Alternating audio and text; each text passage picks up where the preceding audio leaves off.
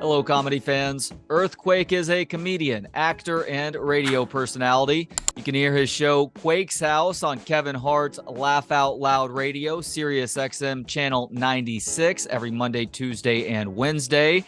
And you can see his stand-up here in Austin at the newly reopened Cap City Comedy Club in the Domain this Thursday, August 11th through Sunday, August 14th. Tickets can be had at capcitycomedy.com or therealearthquake.com. Quake, thank you so much for the time. How you doing today? I am so blessed, man. It's a pleasure and a privilege to be here with you. How you doing? I'm doing very well. The honor's all mine. I do have to admit, though, while I'm mostly doing well, I'm dealing with a bit of an existential parental crisis right now because last night I was cooking dinner. You have 3 kids, right? Yeah, I had 3 of them. 3 of them. Okay, so I've got 2 kids of my own. They're 7 and 5. And so last night I was on the verge of making dinner for the family, and my 5-year-old son told me that he just wanted his carrots raw. And so I said, "Oh, you want your carrots raw like Bugs Bunny?" And he's like, "Who's Bugs Bunny?" So at that point, I Oh, Lord. realized that I'd kind of failed as a parent. So what I did is I showed him and his 7-year-old sister a Bugs Bunny cartoon before dinner.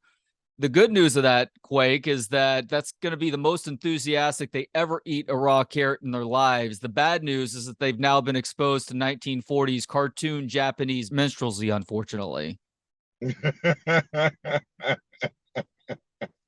I'm surprised they found it even amusing or entertaining with our cartoons because I try to introduce mine to my children. They're like, this ain't good. That's, This there ain't was good. there was a little bit of that reaction too, unfortunately. We started to watch a Porky Pig cartoon after that, and they're like, what in the world is going on right now? But that's neither here nor there. I'm excited that you're coming to Austin on Thursday through Sunday. I know you've been here in the last year because you've been on Rogan's podcast. Have you spent much time performing stand-up in Austin, though? No, not at all. I'm looking forward to it. Never been to this club before.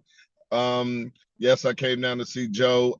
Me and Joe are friends, and I'm looking forward to it. I hear so much about the city, and everybody says a beautiful city. When I used to live in Houston, they're like, you got to go to Austin. Oh, it's beautiful. It's got the LA over the mountains, and it's cool and everything. All I knew about it was University of Texas. That's right. You lived in Houston. When were you in Houston? I lived in Houston all the way up until the pandemic, 2021. Okay. What did you love about H-Town? The state of Texas, no state taxes. That's fair. As far as Austin is concerned, you're going to be at Cap City Comedy Club, and this is a venue that is pretty famous amongst comedians because it's been a great place to come perform for a long time now. Well, the Helium people just reopened Cap City in a much nicer part of town, and I got to tell you, as somebody who was a big fan of the old place, the new venue blows the old one out of the water. Went and saw Jeff Ross there last weekend. It was my first time to experience the place. You're in for a real treat. And the other thing about Austin too, Quake, because you're probably well aware from Rogan and some other people moving down here now, Austin is really starting to turn into a stand-up mecca, an epicenter for the art form, and really not having to deal with a whole lot of the BS that you do with places like the Comedy Store now out in LA and the Hollywood scene that comes along with that. So it's really purely about the comedy here, and there are a lot of people looking to laugh too. Oh, that's great to hear. I love the art form, of course. It's a great art form, and I really get upset when people try to infringe on the right of any comedian to say what he feels. Yeah, we're in a unique time for stand-up. You're obviously friends with Dave Chappelle. He produced the Netflix special that came out for you earlier this year, and a number of other guys who have had to deal with this idea of cancel culture. Some people don't think that cancel culture is real, though. Where do you stand with all of that? This concept of cancel culture and trying to nix people for maybe saying something on stage that's intended to be funny that some just take offense to. Well, it's real. I just refuse to participate in it. I think certain people, and then we have a segment of our population, just wakes up in the morning looking to be offended. And that's what we're dealing with. So that's the main thing is certain people just want to be offended. I tell my colleagues, man, do you, and allow the circumstances to stand where they stand. One gentleman who seems uncancelable is the very funny Donnell Rawlings. I spoke with him a few months back. You're going to be on tour with him coming up here pretty soon, starting in Houston, I believe, at the end of this month. And it's interesting to think about you, Donnell Rawlings, Martin Lawrence, Dave Chappelle. Obviously, there are so many funny people who grew up or spent time around Washington, D.C. in their youth. What is it about D.C. that has helped to crank out so many funny people over the years? DC is a city that you have to be brutally honest to live and survive, and we deal with the truth. And any discrepancies that you have, we bring them to your attention, and you have to defend yourself with them. So that's what people always ask me: why are comedians so great in DC? We have a farm system when we're kids. We call it joning, or just talking about each other when we was young, and it just raises some of the greatest comedians ever to walk this earth. Just trash talking. You got to grow that thick skin, and you have to be too quick to respond as well, huh? Exactly, exactly. You pinpointed exactly. Trash talking, facts driven, uh, discrepancy risen. All of those adjectives. So much like Donnell, you also served in the Air Force throughout the 1980s. You end up honorably discharged in the early 1990s for something that's very commendable. You disagreed with the Middle East invasion going on there at the time. How did serving in the military for 11 years impact your life, Quake? It let me know. It let me know DC is very segregated.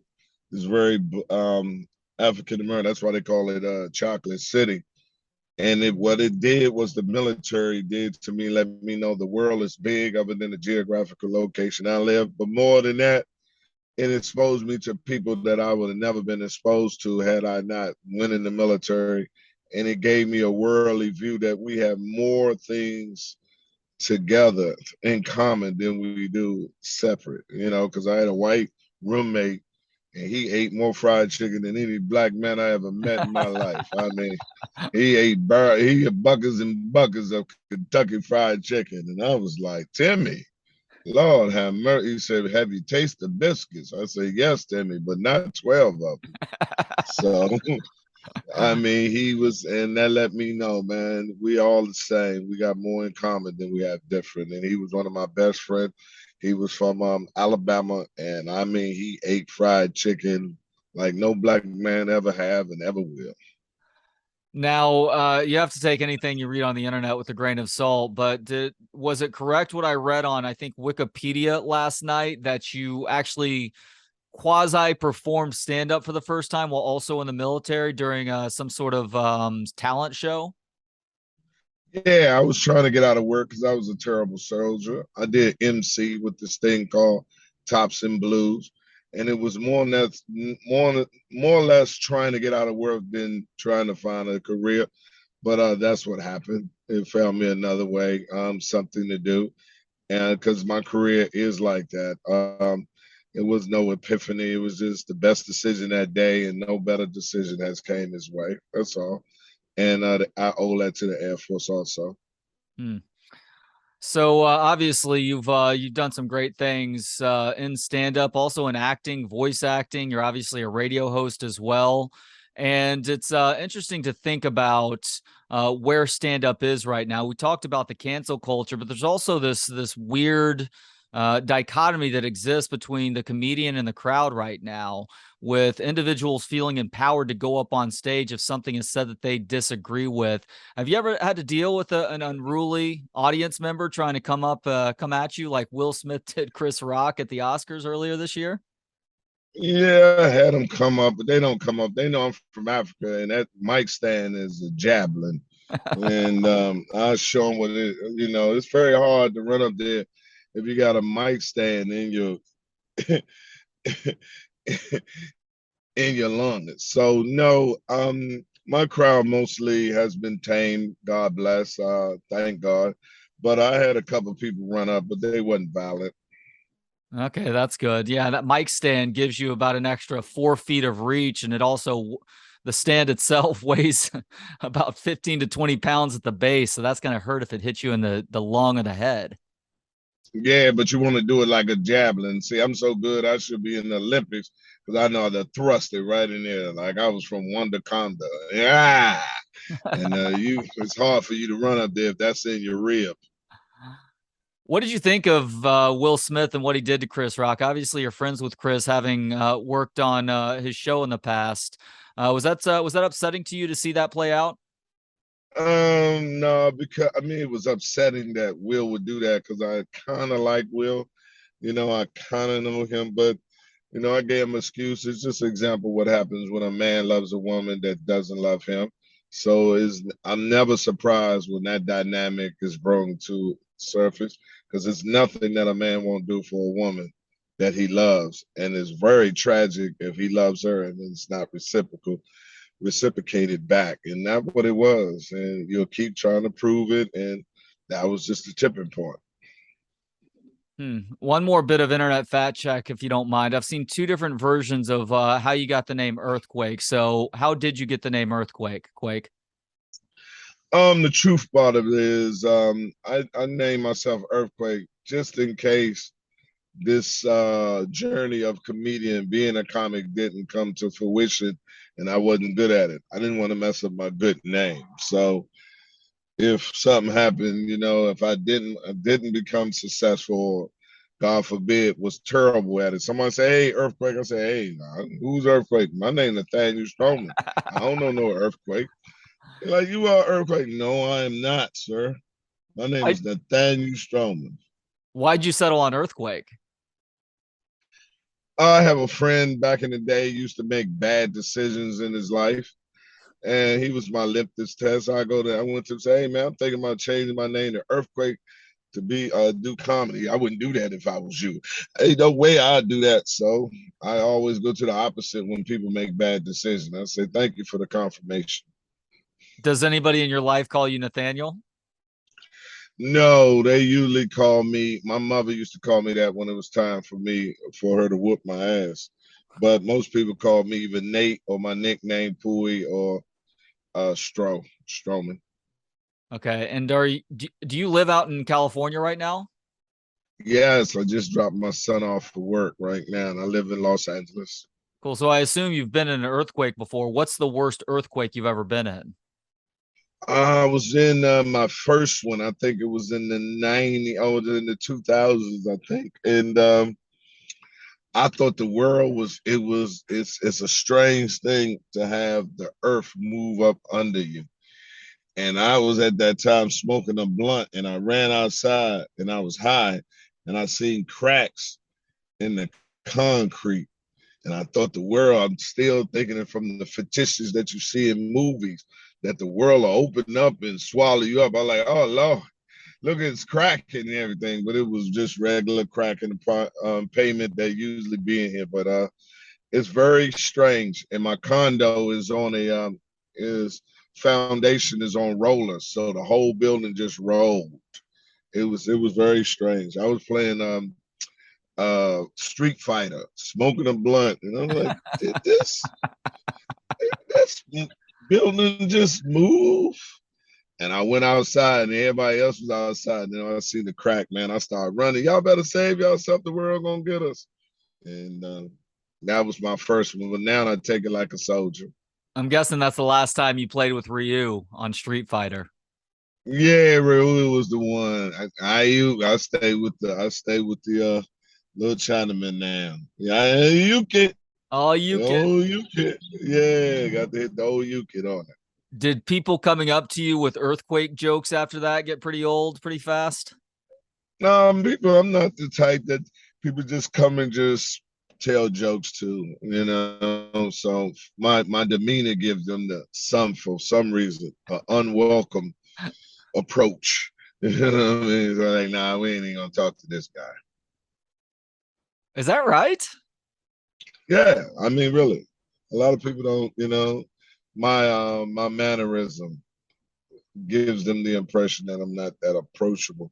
About a Oh, scrawl that'll be on my face. Oh, you suffer from the same affliction that I do. You've got resting dick face. Is that what it is? I don't know about that, but I know it means don't come over here with that bullshit.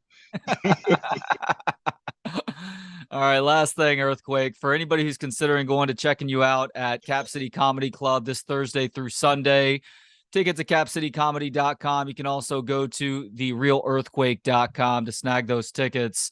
What can they expect out of your show?